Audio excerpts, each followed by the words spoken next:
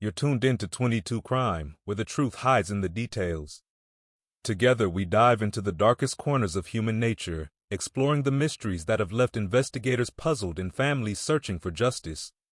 Because in the world of crime, the truth is never as simple as it seems. Picture this, a serene home in the affluent suburb of Glyka Nera, just outside Athens, Greece. It's the early hours of May 11, 2021. Inside this picturesque setting, a brutal and senseless crime unfolds. A young mother, just 19 years old, is found lifeless in her bed. Next to her, her infant daughter cries, desperately trying to wake her.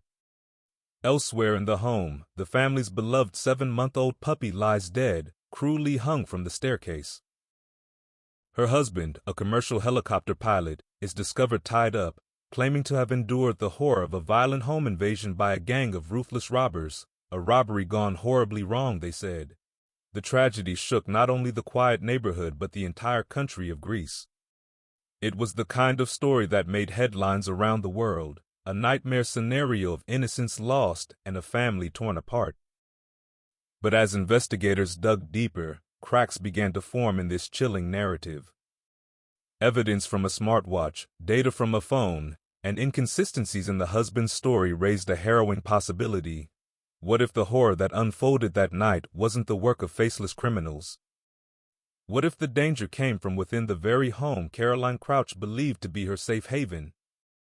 Was this truly a desperate crime of opportunity, or was it a carefully orchestrated act to mask an unspeakable truth? Stay with us as we unravel the heartbreaking case of Caroline Crouch, a young life cut short and a story of betrayal so shocking, it's hard to believe it's real. The clock is ticking. Let's uncover the truth behind today's mystery. Viewer discretion is advised. 22 is a true crime podcast that delves into real-life crime stories, which often involve graphic descriptions, sensitive content, and strong language that may not be suitable for all audiences. We strive to present these cases with the utmost respect for the victims and their families. Please note that the content discussed may be distressing or triggering for some listeners. Additionally, all resources and information presented in this podcast are obtained from publicly available internet sources. Listener discretion is strongly advised, and we recommend that only mature audiences proceed with caution. If you are sensitive to such content, please consider watching another video. Stay safe and take care of your mental health. Before the events of that tragic night, Caroline Crouch was a vibrant young woman with her whole life ahead of her. Born on July 12, 2001, in the bustling city of Liverpool, England, Caroline was the cherished daughter of David Crouch, a British oil and gas engineer, and Susan de la Cuesta, a Filipina homemaker. Her mixed heritage gave her a unique charm, one that stood out as much as her radiant smile. When Caroline was just 8 years old, her family made a life-altering decision to leave the gray skies of Liverpool for the sunlit shores of Alonissos, a quaint island in the Aegean Sea. This little slice of paradise became Caroline's new home. With its rolling hills, azure waters, and tight-knit community, Alonissos seemed to offer an idyllic childhood, far removed from the chaos of city life. Caroline thrived in this serene environment. She was curious, adventurous, and brimming with life. Whether it was scuba diving in the crystal-clear waters, leading her school in parades as the flag-bearer, or immersing herself in creative pursuits like acting, Caroline's passion was infectious. Friends and neighbors alike described her as charismatic and full of promise, a girl who could light up any room she walked into. But like many teenagers, Caroline's story took an unexpected turn when she met someone who would change the course of her life forever. It was the spring of 2017. Caroline was just 15 years old, attending a candlelit procession in her small island community when she met Bobish Anagnostopoulos. He was a dashing helicopter pilot, nearly twice her age, with a polished demeanor that turned heads. At 29, Bobish exuded a confidence and maturity that seemed worlds away from the simplicity of island life.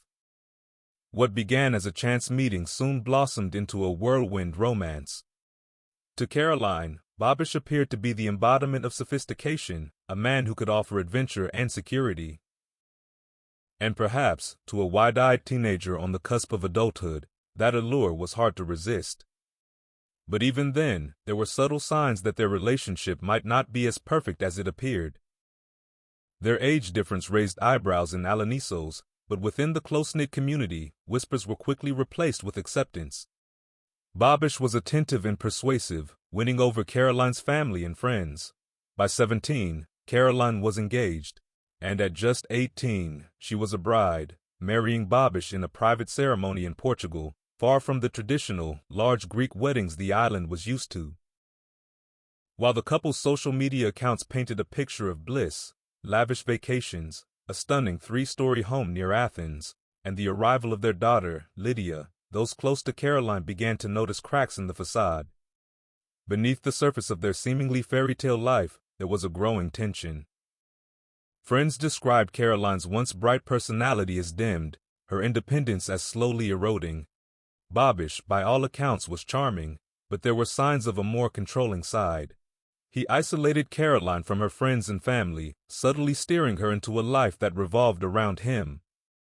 Still, Caroline stayed, perhaps hoping that her love for Babish and their new life together would be enough to weather the storms. But as we now know, the storms were only beginning. Caroline's adventurous, free-spirited nature made her a light in the lives of everyone who knew her. But as her diary entries would later reveal, that light was flickering. In private, she wrote about feeling trapped, longing for an escape, and fearing the man who had once swept her off her feet.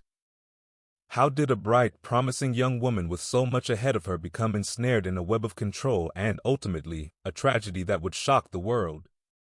To answer that, we must look closer at the man who seemed to promise her the world, only to take everything away. It was a life that seemed plucked from the pages of a glossy magazine.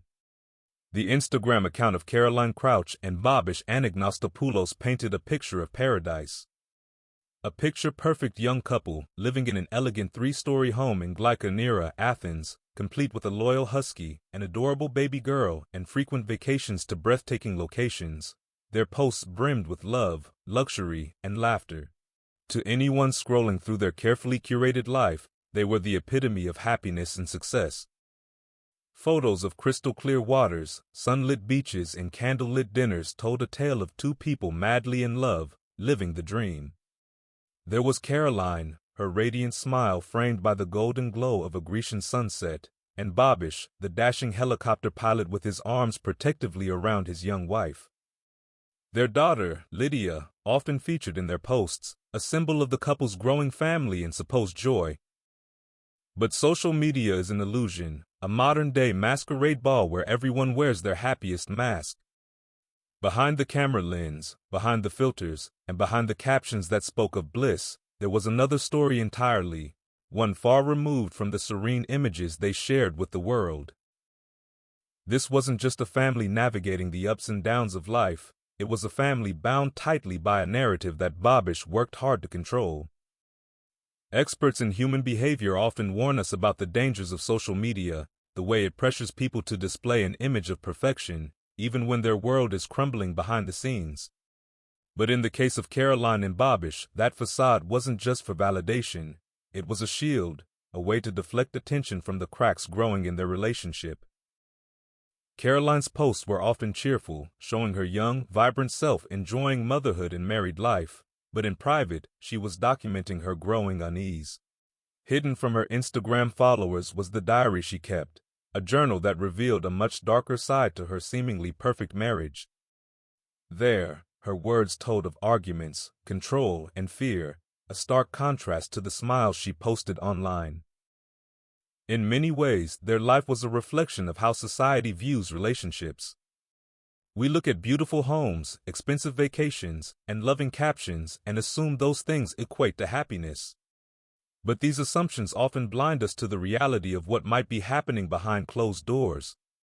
The curated life of Caroline and Babish was a prime example of this phenomenon. The bright photos masked the isolation, manipulation, and tension brewing beneath. For friends and family, the couple's social media presence served as a comforting assurance. Look how happy they are, they'd say, clicking the heart icon on yet another picturesque post. It's easy to ignore the subtle signs when the world sees only perfection. For Caroline, those perfect snapshots may have been her way of maintaining hope, a belief that if she projected happiness, she might somehow create it. But happiness cannot be forced, and facades cannot hold forever. The illusion was unraveling, even as the world remained captivated by the dream they portrayed. Every staged photo, every idealized caption, only made the truth harder to see and the eventual revelation more devastating. The question is, how long can a facade like this last? For Caroline and Bobish, the answer came in the most heartbreaking way. The cracks that began in private soon spread wide enough for the whole world to see. And when they did, the image of perfection shattered irreparably. It was a quiet night in the affluent Athens suburb of Glyka Nera. The moon hung low over the streets, its pale glow spilling onto the sleek modern facade of the home shared by Caroline Crouch, her husband Bobish Anagnostopoulos, and their infant daughter, Lydia. Inside, the family lay asleep, the stillness of the early morning hours offering no hint of the horrors about to unfold.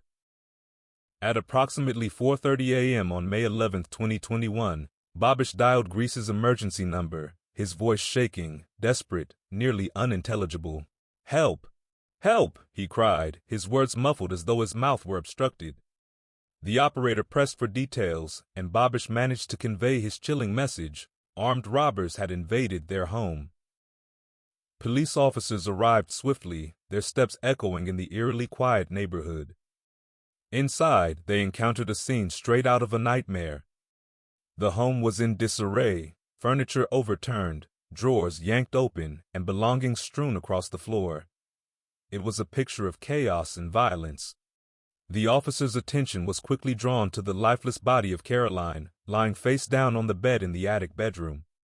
Her wrists were bound, and her expression frozen in a haunting stillness.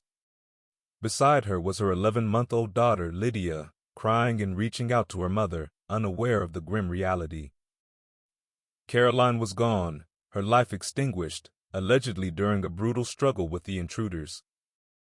As the officers moved through the house, they stumbled upon another harrowing discovery. The family's beloved 7-month-old husky, Roxy, had been hung by her leash on the staircase, her lifeless body a macabre testament to the cruelty of the attackers. The heinous act sent a shiver through even the most seasoned investigators. Meanwhile, Bobish was found in another room, tied to a chair, duct tape covering his mouth and eyes. He was visibly shaken, his voice hoarse as he recounted the horrifying events. According to his testimony, a gang of 4 men had broken into their home. 3 of them stormed the house while the 4th stood watch outside. The gang demanded money and valuables, threatening Caroline and even pointing a gun at their infant daughter. Bobish claimed that he begged the intruders to spare his family, directing them to cash and jewelry hidden inside a Monopoly box, but the criminals, he said, were merciless. They tortured Caroline, pressing her for more valuables, and when she fought back, they strangled her with a pillow to silence her. By the time the robbers fled, Bobish said he had blacked out. When he regained consciousness, he managed to free himself from his bindings and make the frantic call to the authorities. The details were horrifying, and the police faced immediate pressure to catch the perpetrators. Crimes of such brutality are rare in Greece, and the nation was stunned by the tragedy. The media quickly seized on the story, portraying the young mother and her grieving husband as victims of an unspeakable crime. The image of Bobish, clutching his infant daughter at Caroline's funeral, brought tears to the eyes of millions. The scene was almost too painful to bear, a husband and father mourning the loss of his wife and the mother of his child, taken in such a senseless act of violence. Yet, for all the emotion surrounding the case, questions began to emerge. There were no clear suspects, no apparent witnesses, and no forensic evidence pointing to the intruders Bobish had described. The home had security cameras, but the memory card had been removed. The criminals, it seemed, had vanished into thin air, leaving behind a void that would soon be filled with growing suspicions and startling revelations. In the days following the tragic events in Glyka Nera, the air was thick with grief and urgency. The police, determined to find the culprits who had shattered this young family, launched a full-scale investigation. What began as a straightforward case of a violent home invasion would soon unravel into a web of secrets, lies, and chilling discoveries. The first threads of doubt were pulled from the story through the devices in the couple's home. Caroline Crouch's smartwatch became a silent witness, offering data the investigators hadn't anticipated. Forensics experts examined her health metrics and uncovered a critical detail. Her heart rate spiked sharply at approximately 4:05 a.m., indicating a sudden and intense stress event. But just 11 minutes later, the heart rate monitor flatlined. This data directly contradicted Bobish's account. He had claimed the robbers entered around 4:30 a.m. and attacked Caroline during a prolonged struggle. Yet, the smartwatch suggested that Caroline was likely asleep when the incident began, raising the question, how could she have fought back as Bobish described if she had been unconscious? Then came the house's CCTV system.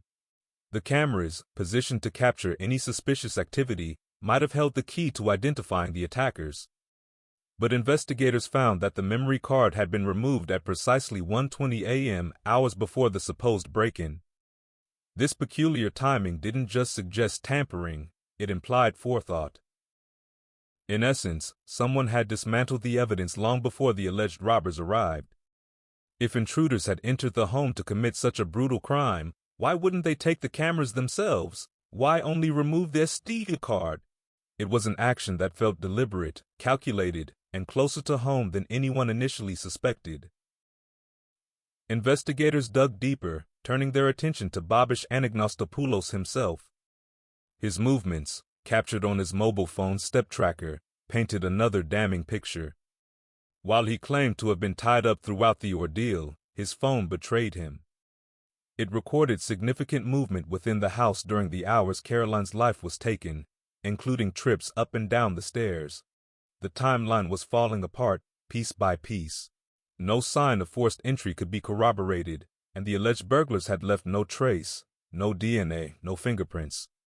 It was as though they were ghosts, slipping in and out of the house without a whisper. To seasoned detectives, this was implausible. Even the most meticulous criminals leave something behind. As these inconsistencies mounted, rumors began to swirl. Questions were raised about Bobish's life outside the home. Though respected as a helicopter pilot, whispers of illegal dealings began to surface. Investigators probed into his finances and found them at odds with his lifestyle. Bobish and Caroline had recently returned from a luxurious trip to Dubai and had spent tens of thousands on land for their dream home. Where was the money coming from? Some speculated that Bobish was involved in smuggling operations, using his access to helicopters to transport illicit goods across the region. It was a theory that Caroline's own father, David Crouch, seemed to support. He believed his daughter had discovered something incriminating, something she couldn't abide by. David Crouch later revealed that Caroline had allegedly confronted Bobish about her suspicions. She was considering leaving him and taking their daughter, Lydia, with her. If true, it would offer a compelling motive for Bobish to act in desperation, to silence his wife and maintain control of his carefully constructed facade. As forensic evidence mounted against him, Bobish's story began to crumble. The timeline, the staged crime scene, the technological betrayals, all pointed to a chilling possibility. Had the grieving husband, once embraced by the nation, been the architect of this horrific tragedy?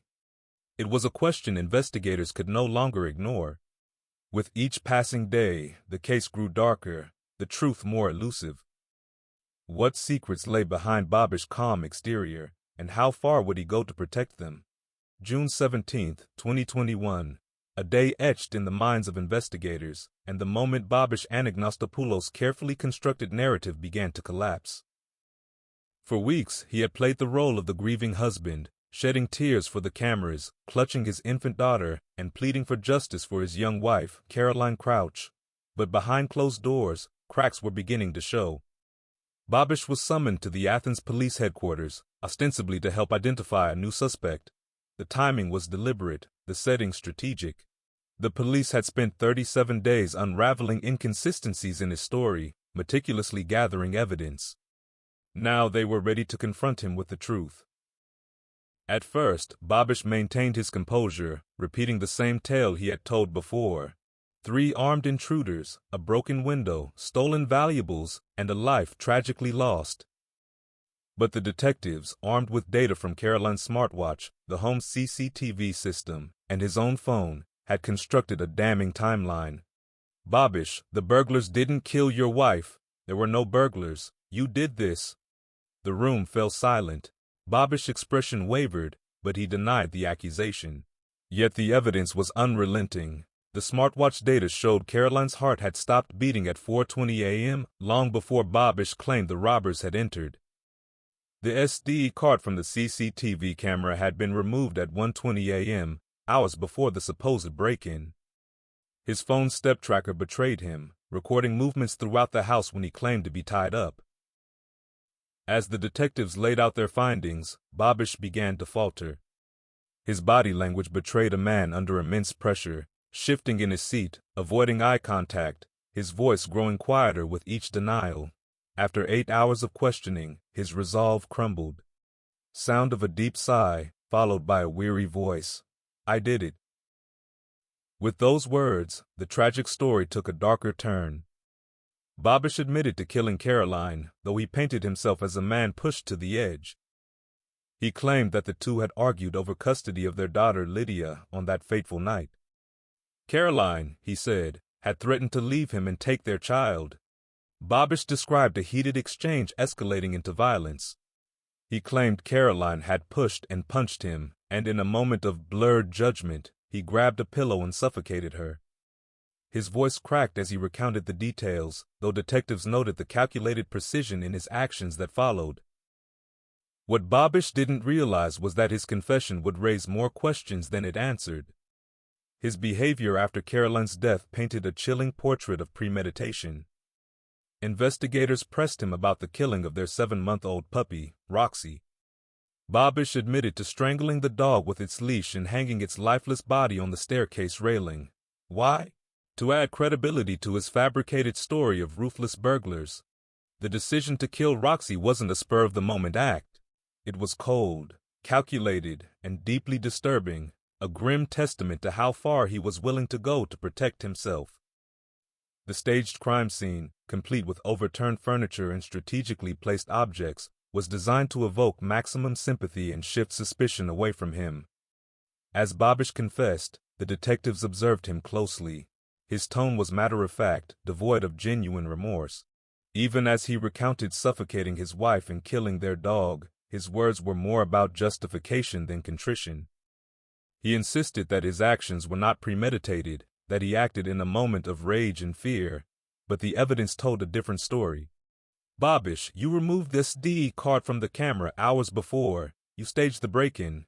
You even thought to kill the dog. This wasn't an accident. It was a plan.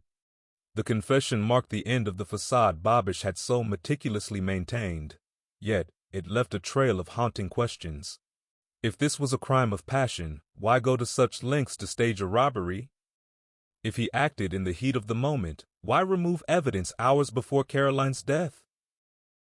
As Babish was led away in handcuffs, the nation watched in stunned disbelief. The man who had once been hailed as a grieving husband was now unmasked as a killer. His confession was just the beginning of a long road toward justice, one that would force Greece to confront the hidden darkness behind the picturesque facade of family life. But even as Babish confessed, the shadow of doubt lingered. Was his story complete, or were there still secrets he hadn't revealed? What had truly driven a man to such unspeakable acts? As the trial loomed, the world braced itself for the answers. The courtroom was packed. Journalists scribbled furiously, cameras flashed intermittently, and the air was thick with anticipation. This trial wasn't just about Caroline Crouch. It had become a symbol of a nation grappling with its understanding of domestic violence and betrayal.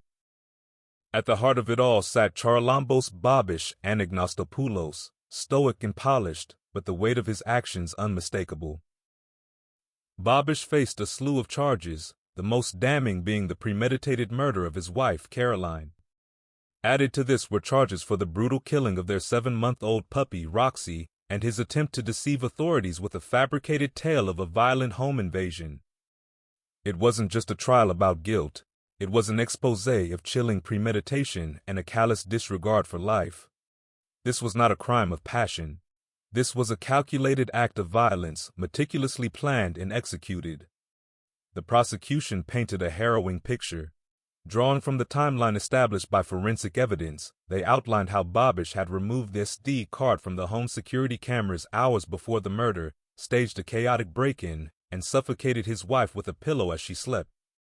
Caroline's smartwatch data and the autopsy confirmed that she had been in a deep sleep when Babish attacked her, erasing any notion of a heated argument escalating into violence. But Babish had a story to tell, a tale of desperation, misunderstanding, and regret.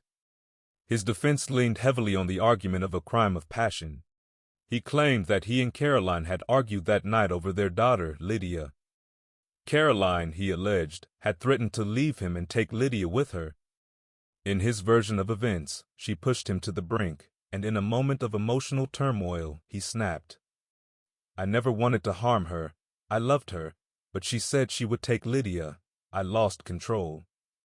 It was a narrative designed to evoke sympathy, but the evidence undermined his claims. The deliberate removal of this SD card hours before the crime was damning, as was the staging of the scene. Why had he killed Roxy, the family dog, if this wasn't premeditated? The jury watched as the prosecution dismantled his defense piece by piece. Caroline's death wasn't impulsive, it was methodical. The removal of the security footage, the careful arrangement of the crime scene, it all points to a calculated plan. The most gut-wrenching moments came from Caroline's diary entries, introduced as evidence. In them, she described her growing fear of Babish, her yearning to leave, and her deep love for Lydia, which kept her tethered to a life she no longer wanted. These entries gave the court a glimpse into the torment Caroline endured, a silent cry for help that went unheard. After weeks of testimony and evidence, the court deliberated. The verdict was as clear as it was devastating. Babish Anagnostopoulos was found guilty on all charges. The court ruled that the murder was premeditated, rejecting the defense of a crime of passion. The sentence? Life imprisonment for Caroline's murder, a punishment that in Greece means a minimum of 20 years before parole. For the brutal killing of Roxy, Babish received an additional 11 years and 6 months, along with a fine of €21,000. As the sentence was read aloud, there was no visible reaction from Babish. He remained composed, as though he hadn't just been condemned to spend the rest of his life behind bars. But the impact of the trial reverberated far beyond the walls of the courtroom. No more domestic violence, justice for Caroline. For many, the trial was a watershed moment, a stark reminder of the hidden scourge of domestic abuse. The term, femicide, began to dominate headlines as activists called for systemic changes to protect women in abusive relationships. Caroline's story became a rallying cry, her tragic end a symbol of the silence that must be broken. And what of Lydia, the innocent child at the center of this tragedy? Custody was awarded to Caroline's parents, Susan and David Crouch, who vowed to raise her in the loving, secure environment that Caroline herself had known. The court revoked all parental rights from Babish, ensuring he would have no legal claim to Lydia's future. As Babish began his life behind bars, questions lingered. Was his remorse genuine? Or was it just another performance, a desperate attempt to control the narrative one last time? For Caroline's family, the answers mattered little. What mattered was honoring her memory, ensuring her story would be a beacon of hope and awareness for others. Justice had been served, but the scars left behind would take much longer to heal. For those who loved Caroline, the courtroom's judgment was only the beginning of their journey to reclaim the light she brought into their lives. And for the rest of us, her story serves as a solemn reminder, behind every facade of perfection, there may lie untold truths waiting to be uncovered. The ripples of Caroline Crouch's tragedy extended far beyond the confines of the courtroom. Her story became more than a heartbreaking tale of a young life cut short. It ignited a nationwide reckoning in Greece, forcing society to confront its silent epidemic of domestic violence. In the months following Babish Anagnostopoulos' conviction, conversations about domestic violence surged to the forefront of public discourse. Caroline's murder was one of 13 cases of femicide reported in Greece in 2021 alone, a chilling statistic that exposed a pattern too harrowing to ignore. For years, these cases had often been dismissed or minimized, but Caroline's death forced a long-overdue confrontation with the reality of gender-based violence. Protesters flooded the streets of Athens and beyond, holding banners emblazoned with Caroline's face and the word, "Enough." Organizations advocating for women's rights saw an unprecedented surge in support. Domestic abuse hotlines reported a spike in calls as more women found the courage to speak out, emboldened by the national attention Caroline's case had garnered. This case wasn't just a tragedy, it was a wake-up call. It forced us to ask, how many more Caroline Crouches are out there, enduring abuse in silence?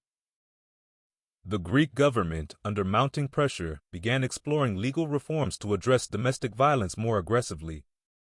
Proposals for stricter sentences for perpetrators and better support systems for survivors started making their way through Parliament. Caroline's story became the catalyst for tangible change, a grim reminder of the cost of inaction. While the nation debated policy and systemic reforms, Caroline's family quietly embarked on their own journey of healing and rebuilding. Her parents, Susan and David Crouch, retreated to the serene island of Alanisos, the place where Caroline had spent her childhood. It was there that they began to rebuild a sense of normalcy for Lydia, Caroline's baby daughter. Lydia, now in the loving care of her maternal grandparents, became the light in the darkness for the Crouch family. David often spoke of Lydia as a mirror of Caroline, her smile, her curious nature, the spark in her eyes. For Susan and David, raising Lydia was not only a privilege but a duty, to preserve Caroline's memory and instill in Lydia the same kindness and resilience that had defined her mother. Lydia is growing up surrounded by love, the kind of love Caroline always wanted for her. Every day, we tell her stories about her mother, the joy she brought to our lives, her strength, and her dreams. But even as they poured their hearts into Lydia's upbringing, the wounds of Caroline's loss remained raw. David Crouch, in particular, became an outspoken advocate for justice, not only for Caroline but for all women trapped in abusive relationships. His grief, though profound, transformed into a tireless mission to ensure no other family would endure what his had. I think of Caroline every day. I think of her courage, her laughter, and the life she never got to live. I've made it my mission to make her story matter, to make sure it changes lives. Caroline's legacy continued to inspire. Fundraisers, memorials, and educational programs were established in her name, focusing on raising awareness about domestic violence and providing resources for victims. In classrooms and community centers across Greece, Caroline's story became a powerful teaching tool, a way to spark difficult but necessary conversations. For Lydia, life on Alanisos offered a sanctuary. She grew up surrounded by the beauty of the Aegean Sea, the love of her grandparents, and the whispers of her mother's memory in every corner of the island. Yet, as she grows older, questions will inevitably arise, questions about the father who betrayed her family and the mother who loved her fiercely until her last breath. And for the rest of us, Caroline's story is a stark reminder. Behind every closed door, there may lie untold pain. But her legacy also speaks to the strength of those who survive, the power of truth, and the unyielding fight for justice. As we draw the final chapter of Caroline Crouch's story to a close, we're left with haunting questions.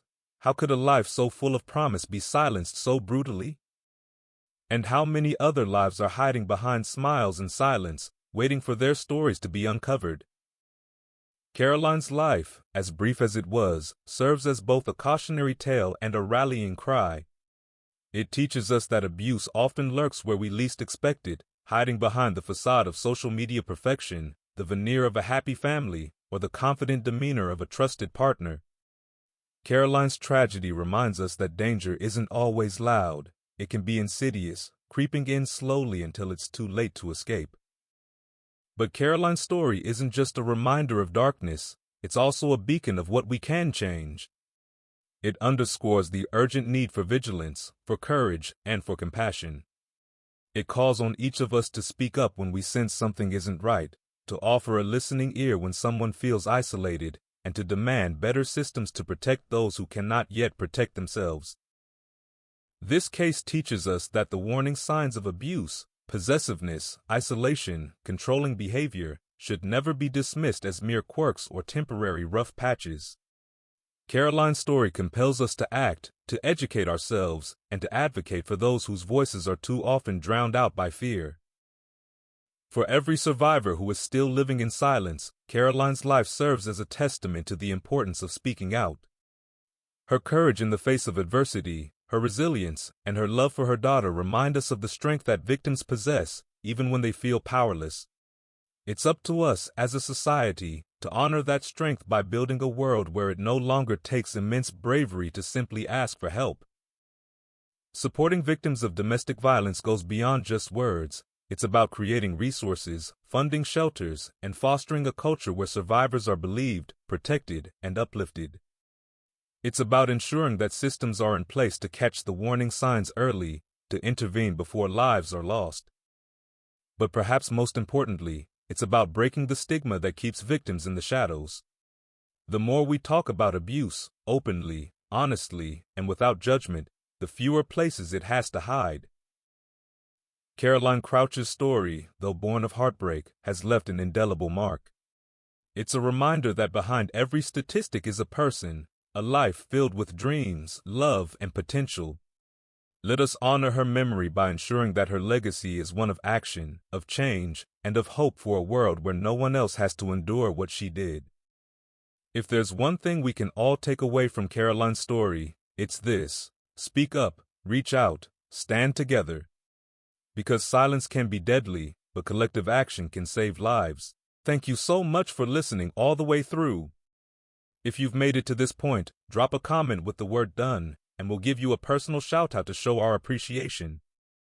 We hope you enjoyed this deep dive in this murder and media frenzy. It was as fascinating for us to create as we hope it was for you to hear. If you found this episode thought-provoking, don't forget to like, subscribe, and hit the notification bell so you never miss an update. We also invite you to join our YouTube channel, where you can get early access to our content, have your questions answered directly, and enjoy exclusive members-only content. We'd love to know what you think about this case. Was justice truly served? Share your opinions in the comments below. We're always eager to hear your thoughts. For those wanting to explore more on true crime, we've included Amazon affiliate links to some of the books we referenced in our researches. Purchasing through the link won't cost you anything extra, but it will support the channel and help us continue bringing you more content. If you're craving even more, consider joining our Patreon community. As a member, you'll get access to the full script of this episode, exclusive book summaries, and even the complete set of images featured in this case, available for purchase in our Patreon store. This has been 22 Crime. Until next time, stay curious, stay informed, and stay safe.